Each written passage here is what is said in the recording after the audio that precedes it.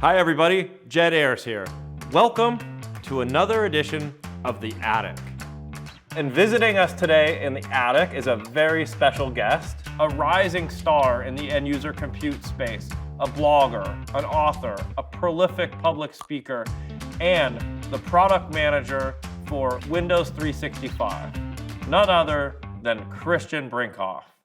So welcome, Christiaan. We're very excited to have you here on The Attic and hear not only kind of your personal journey, but also your views on where the industry is going. And you're sitting right in the middle of probably the most disruptive product that Microsoft has brought out in a long time. So excited to have this conversation with you.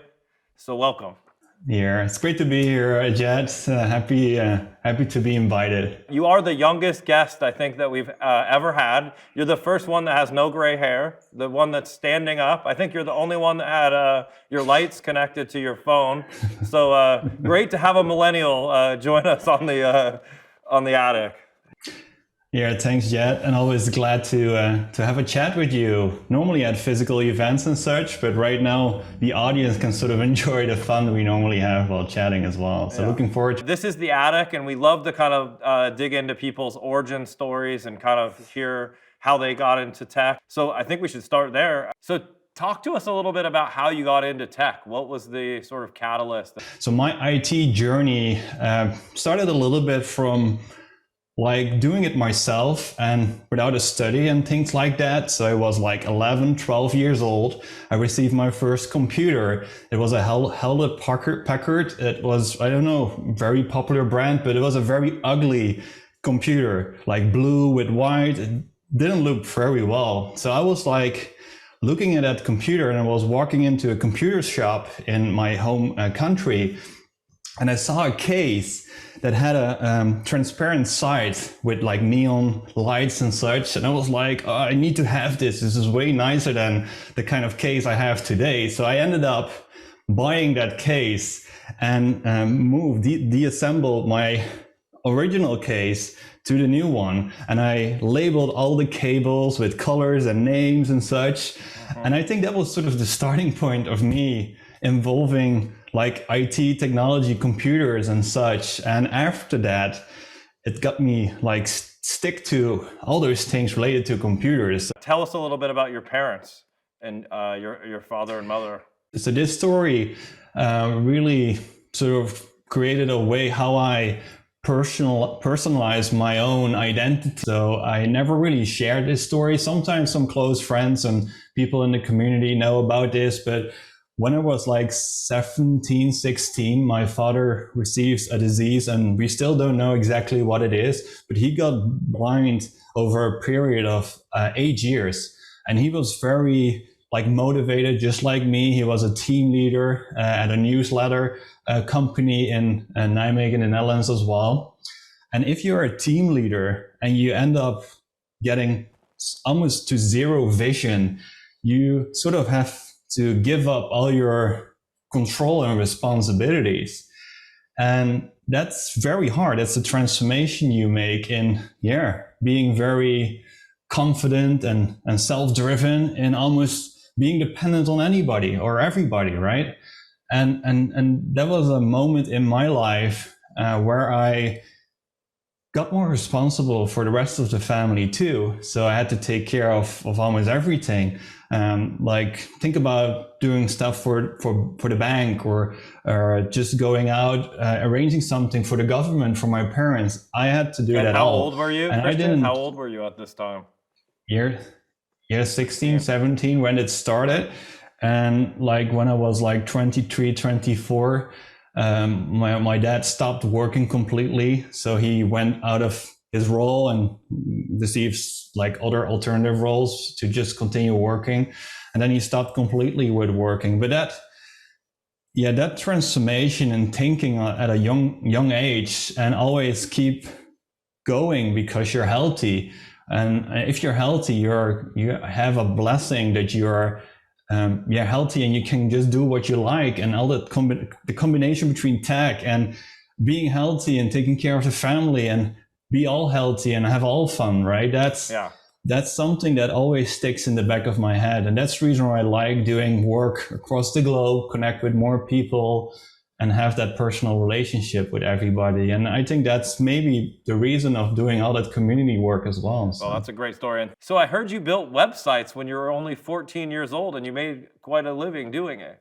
Yeah, eventually I ended up having my own computer sort of store, shop, help service kind of company as just a side job when I was like a 14-year-old kid, and made a good like chunk of money out of that as well. And I had my own business cards and distribute that to sort of build my own like customer relationships. And eventually that turned out great. And as part of that journey and doing that work, I also, when I was 14, started my own website and created a sort of platform where you could play games. It was called Online Mafia Games, where you could like call and purchase coins and then play a game with each other and then get sort of credit and such. And that was so successful that eventually that turned out to be like a pretty good like investment as well as return on investment. And so at my 15 years of age, I almost earned the same amount of money as my parents did while just working 40 hours a week. And I only did that, I think, for 2 years or so, because like coding and websites was not really what I was like interested in about. Really what I was like hooked up in was like the IT pro section. So what can you do inside a computer as well as outside to manage it all? And yeah, bring that all together. And eventually the first step for me was working in a computer shop. So doing basically what I did in my private life, but then professionally. And at that moment, I started to do my my IT management degree. It was first called IT help desk management or something like that. And eventually I moved up to the ladder and ended up with IT management. And yeah, that got me into the server management kind of industry. So doing Windows Server, Active Directory, and everything related to that. And then eventually getting through that, I was working for a company doing that. And I was like, I need to do more. So I gained in my degree and did like 1 day of school and 4 days of working. And that eventually got me more in the bigger professional life, where I got hooked up with bigger customers, larger environments. And the next step was I'm investing in cloud. So back in 2014, 15, there wasn't that much cloud or end user computing and cloud happening. It was all on-prem and such. And I was sort of the first person in the industry sort of exploring that, and just started to write and extend my knowledge as well as sharing that knowledge that I learned. And I think that was sort of a key moment in my career moving forward, where I shifted my mindset in, I want to be the best and learn as much as I can that I have in my own control, and turn it around and explain that in a way that others can benefit from that too, from a technology perspective that is sort of unknown for a lot of businesses yet. And I think that, as I said, was a key element in my career, where I shifted into Citrix as well, and VMware, where I did work for an MSP, system management for Citrix environments and such. And that combination, that investment in cloud and desktop virtualization, sort of got my passion, and I never lost it. And is this, when did you start blogging? It's a good question. So I think I launched my blog in 2016. Okay. Sometimes you start with something just as a balloon, you let it fly and you don't know what to expect. And that was exactly what I did with that blog. I remember my first blog was around, I think, Citrix storefront and a self-service mechanism around that. And I just shared it because I thought it was like cool technology back then. And people liked it too, because they never saw it before. And then after that, I got excited and doing more and more blogging. And after a year, I started presenting, and Citrix reached out to me, VMware reached out to me. Do you want to be a CTP or VMware vExpert and all those titles? And it was never my plan to end up there. But that sort of was my path, that journey that ended up there, because that was sort of the program for people like me that share their passion for the community to help others moving forward. So Christian, share with us how you ended up at FS Logic after working at all these different resellers inside these enterprises doing consulting work. FS Logic was building their product and went to market with that product, and they developed a new product in the suite which was called Cloud Cache. So they needed somebody with cloud knowledge and user experience as well as visibility across the globe and help that product go to market. And at that moment, Kevin Goodman and Michel Roth, another well-known name, reached out to me and said, hey, do you want to help? And at that moment, I just made the decision for myself to become a freelancer. So I quit my job, my normal safe consultancy job, and quit and left myself without any replacement. It's kind of a tricky thing, but was as well another a turnkey moment. And then they reached out to me and say, hey, do you want to help us? And that was like a perfect match because I was sort of like moving away from consultancy. I liked it still, but all those projects were sort of almost the same. Like the companies were different and every company was different with different layers of structure and how the architecture previously was built and how you can improve that. But it sort of, I didn't wake or light up that fire anymore in my head. And that was like the moment when I thought like, hey, I need to jump into a product, like whether it's a startup, just a product focused kind of job where I can incorporate all my learnings, my technology, and as well express myself in the community work I was doing. And that was like the perfect match. And I was doing that for, I think, roughly 8 months. Yeah, talk to us a little bit about, that must have been a big leap to take the risk to leave the safety of your consulting and then go work for Kevin in a startup. Talk to us a little bit. How long were you there before the company was sold? And what was your actual role there?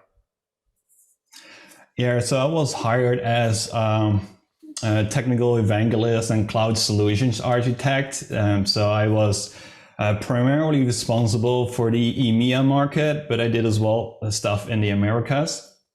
And it was like in a startup, you can do everything you want. And that's the great thing about a startup is that all you think is beneficial for the product and where you can help others in the team, you can do and execute. It could be a challenge sometimes as well that you end up with a person with a lot of hats, and pretty much that's still the case even in Microsoft sometimes. Right. But that's the good thing about a startup, to learn about the process and really see what is a good fit for you. Are you more a sales engineering person? Are you more a marketeer? Or are you more like a person that does product development, like product management? And within a startup, you can just explore yourself and learn and then sort of see what your journey and your path is moving forward. And that was the great thing about FS Logic. Well, you obviously surrounded yourself with some great people. And I mean, you go from FS Logic and Kevin calls you and says, Microsoft is buying us.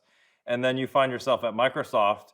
Talk to us about, you found yourself, I think initially as a black belt, evangelizing, what was essentially a startup inside of Microsoft for Windows Virtual Desktop. I think that's actually where you and I first, got to know each other a little better, was, through Scott Manchester's sort of startup inside of Microsoft. So talk a little bit about the difference between a 30-person startup and how many ever 60,000 people that Microsoft has.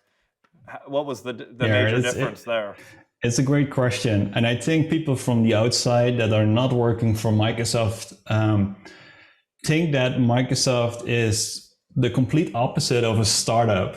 But I can answer that question. Even Microsoft has a community and as well startup kind of mindset. So when I moved from FS Logic to Microsoft, the first year I was still working in sort of a transition phase as a contractor as part of the acquisition. And my job was to make sure that the Microsoft field and product managers and everybody know about FSLogix. Make sure that the transition goes as well as possible and that the product is known in the field and as well by the Microsoft customers for the upcoming 12 months. So that's what I did. Nothing really changed. The only thing that changed is that I had all of a sudden 140,000 more colleagues instead of just 25. Right. So that was kind of a change. So searching for who I need to talk to and such was a more difficult operation.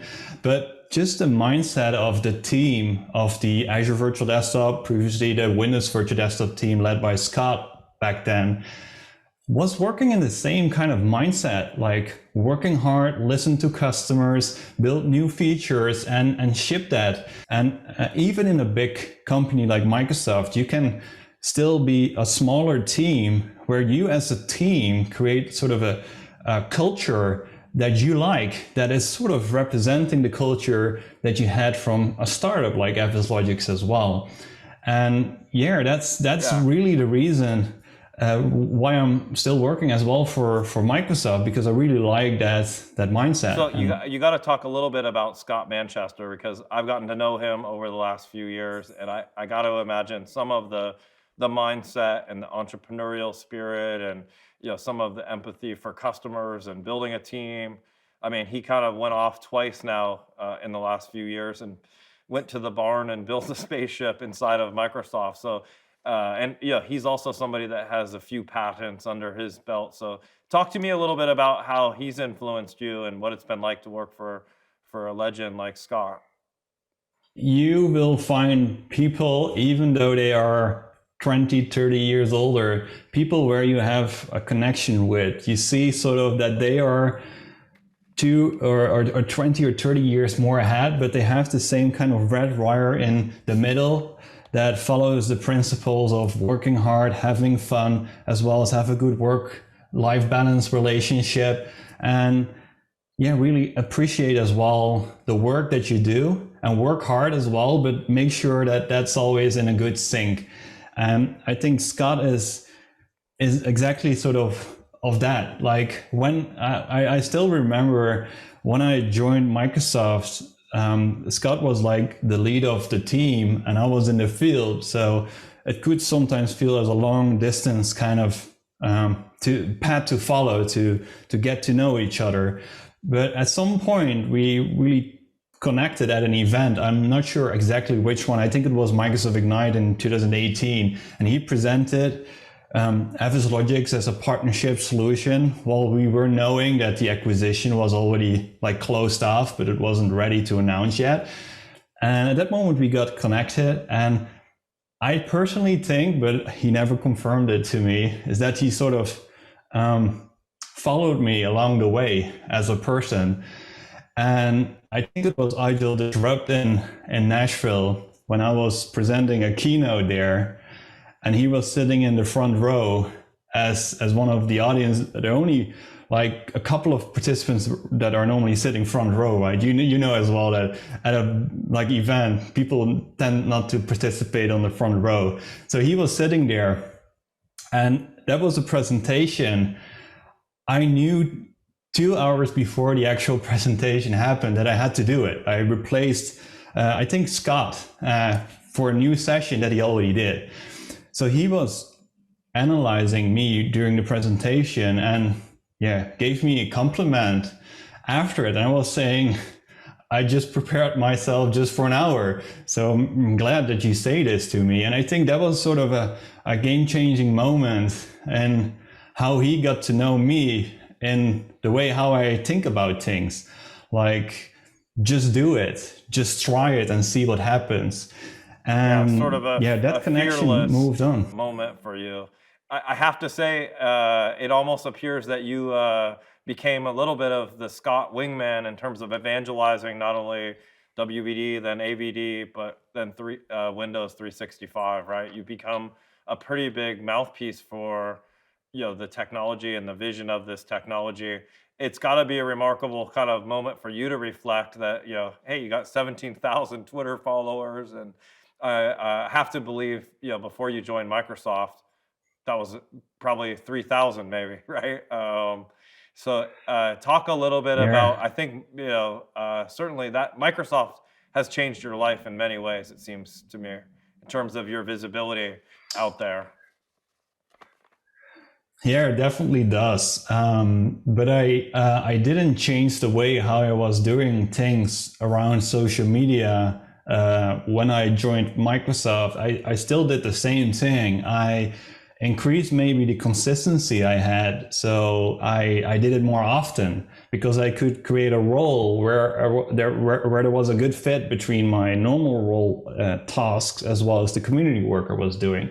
So if you can combine it in a good sense and bring in your passion, and passion sort of goes through that social media channel to others, then the rest automatically follows. So that's one of the things I always did, like change your personal brand to a technology that you believe in, and then you can just extend your passion with that technology, and then the people that follow you, they will like that. They see that it's sort of an unwritten language that you can even express emotion over social media. And that could be a person that just starts doing social media activity, or already is way ahead, but sees like similarity between what you do and what he is doing.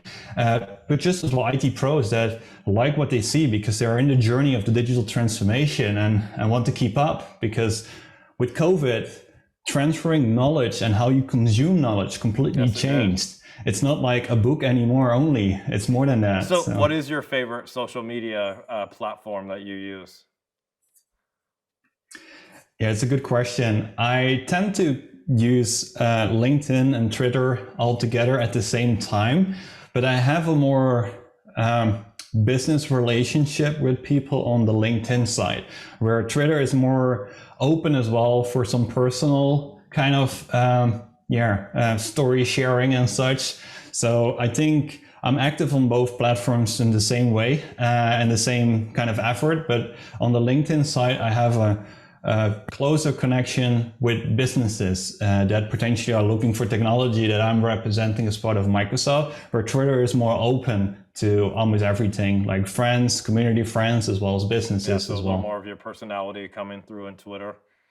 This is good. So let's talk a little bit about technology, because obviously you're sitting in the middle of Windows 365, and I'd love to kind of just at least get a glimpse in terms of how you see end user compute developing and sort of desktop as a service.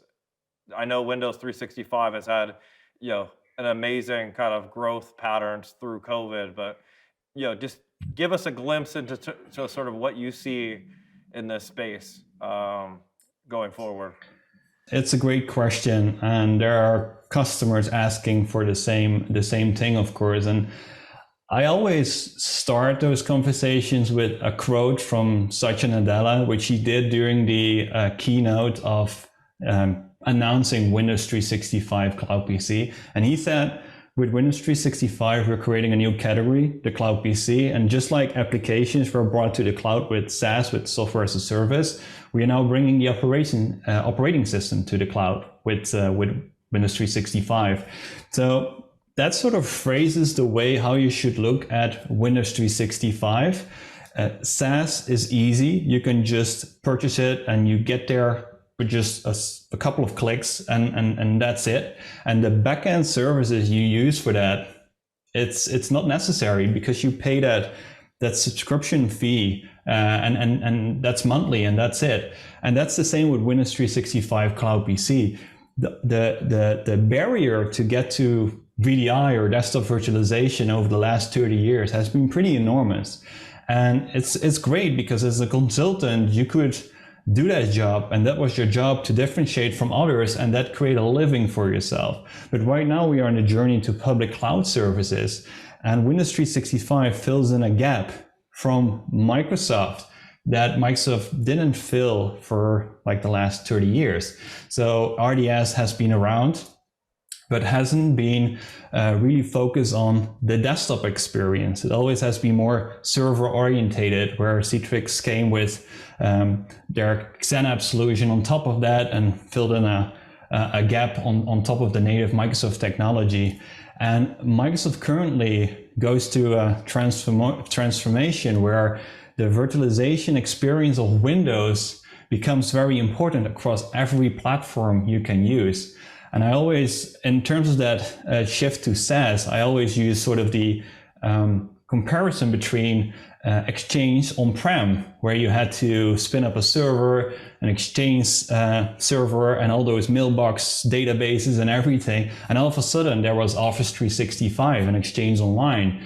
And that changed the complete industry as well. How you look at a mail server, everything is now and that globally took in maybe just 5 years, right? So, given that you just launched Cloud PC and Windows 365, you think 5 years from now, how many people are using a fat Windows experience on the edge? What do you think that will be a similar adoption curve? Yes, I think you will see similar paths in that journey moving forward. So a lot of businesses are currently eager to learn about Windows 365 Cloud PC.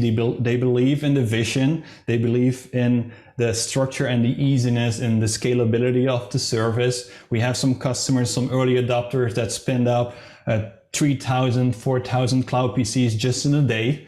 And that are examples of what you can accomplish with Windows 365 Cloud PC. And that's all without knowledge for virtualization. We leverage technology that you use for managing a physical PC as well. And that mindset on consolidating your management layers all in one, whether that's a physical PC or a virtual cloud PC that runs in a data center of Microsoft, that's where IT organizations want to be. So it's just a matter of where you are in that digital transformation journey. Like two and a half years back, with COVID just kicking in, a lot of businesses were seeking for remoting technology because the offices were closed, and they ended up in extending their licenses or going to another service like Azure Virtual Desktop or any other virtualization technology, because that was the only option at that time that they could pick to enable businesses for remote working.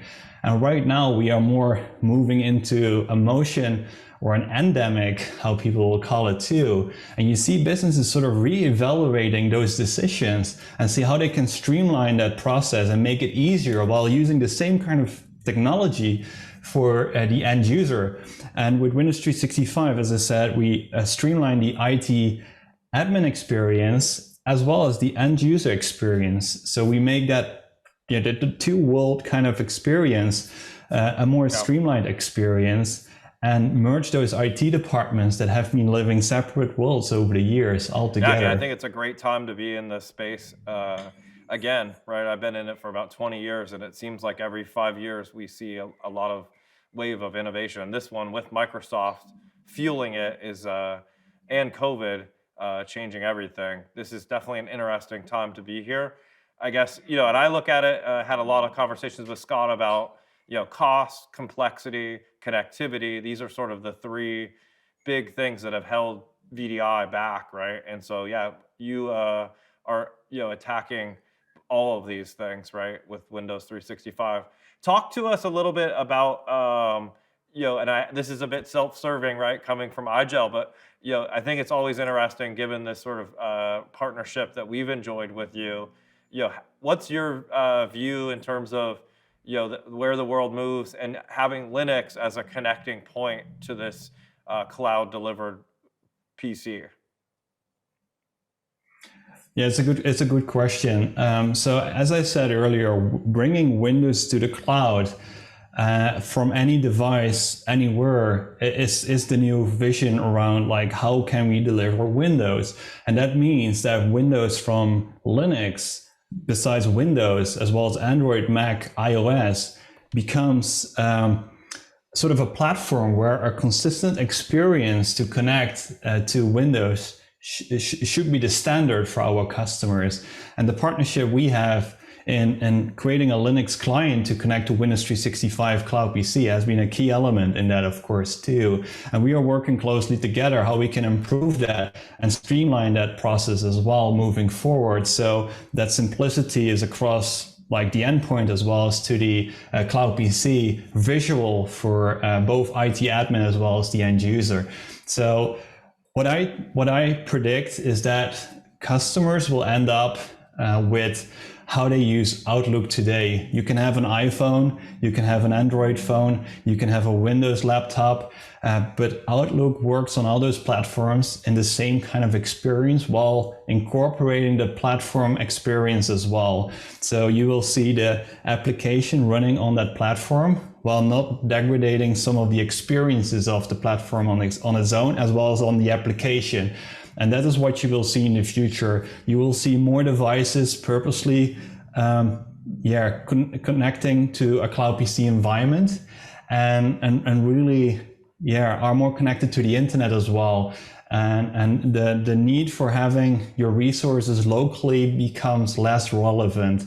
And the scalability of that cloud PC runs in the cloud. So you can just purchase another license and then use that extra resource because you need that, and then spin it down and then only pay for that time being. And that's kind of the limitation of hardware over the last 30 years. You always had to purchase a new laptop to do that. And that flexibility that you get from the cloud right now is really game changing.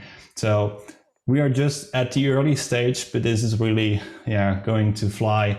And I'm very blessed to be part of this journey to help Microsoft with all the experiences I've been building and having over the years to solve challenges that I faced myself, but never got solved. Well, you have a great. So you're working inside of a great company to actually affect this change. And the original vision you had around cloud back in 2014, I can't imagine finding yourself in a better place. You're in the catbird seat, as they say. So. I'm a follower of yours, I'm a fan of yours, and I have to say, watching you over the last 2 years, you are a high energy guy. You seem to be ready to take on just about anything, and I've watched you. During COVID, I think you wrote a book. You've been in the middle of 2 big product launches at Microsoft, and then most recently, I've seen you move out of the Netherlands and into the United States. So. Talk to us a little bit about what it's like to live in America and how you're liking that.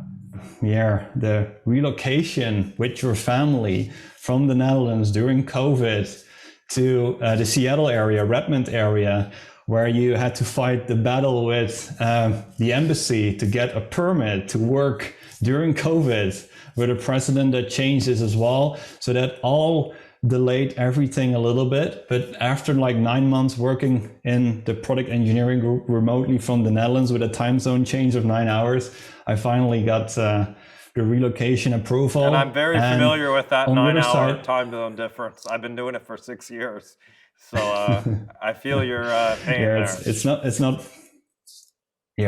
not always fun, but I always had it in mind that that's a temporary thing. So I did it for 9 months. But in that 9 months, I received a baby as well. So a son born in April last year. And that was all happening at the same time. So a kind of fun story is as well, my son was 1 week old when we made the picture for his passport in order to get into the US. So his photo on his passport is still a small face, and that passport is valid for 5 years. So can you imagine, right? He's 4 years, he goes to the border and shows that picture. I'm still looking forward to that. Yeah, so you have 2 children? Pretty intense. 2 kids or 1? 2 kids. Yeah, 2 kids. So my oldest turns 4 and pretty soon, and my youngest is almost 1. So a good mix two to live in the US. This is a lot to handle. Yeah, it's busy with being at home and doing homeschooling and such sometimes. But as I said, if you're passionate and energized about what you do and you like it, it doesn't matter what influence your work, what you do. If you're healthy and you like your job, and you like the people around you, exactly, you keep going. And that's how I live my life. In closing, can you share with us kind of what your aspirations are over the next years? What should we expect from you? What are your kind of bigger, longer term goals? The moment I joined the Windows 365 engineering team, I really made a clear decision for myself is that I want to take everything I did and turn it around and help the team to create a culture around that community mindset.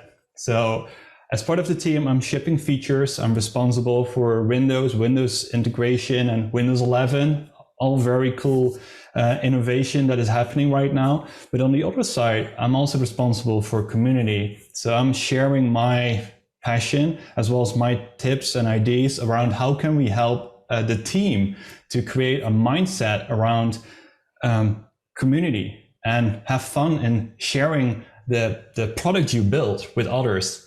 And yeah, that's where I want to spend the rest of the year as well as the next couple of years on, next to the normal product feature like roadmap shipping work.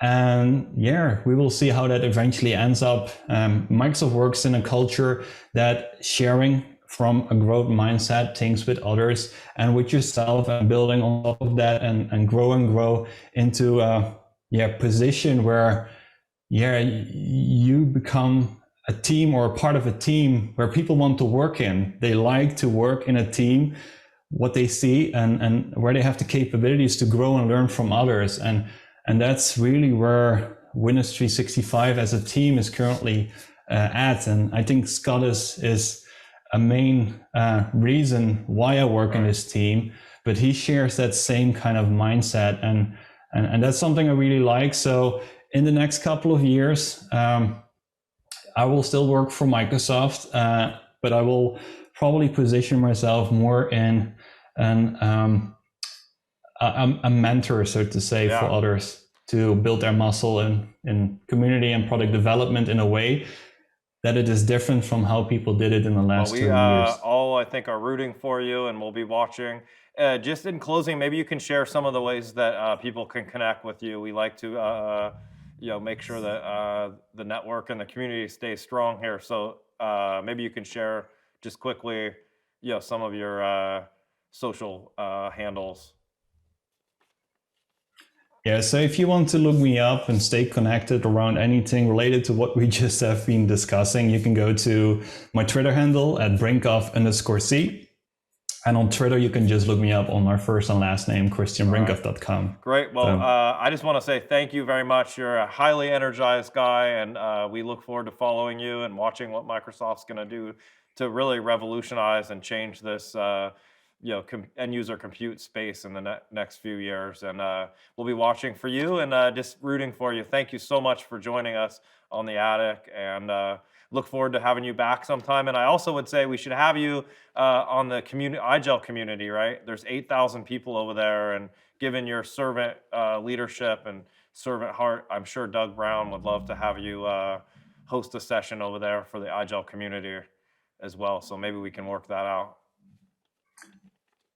Yeah, let's make it happen. Thanks for having me, Jed, and I look forward to the next meeting. Be safe and be happy.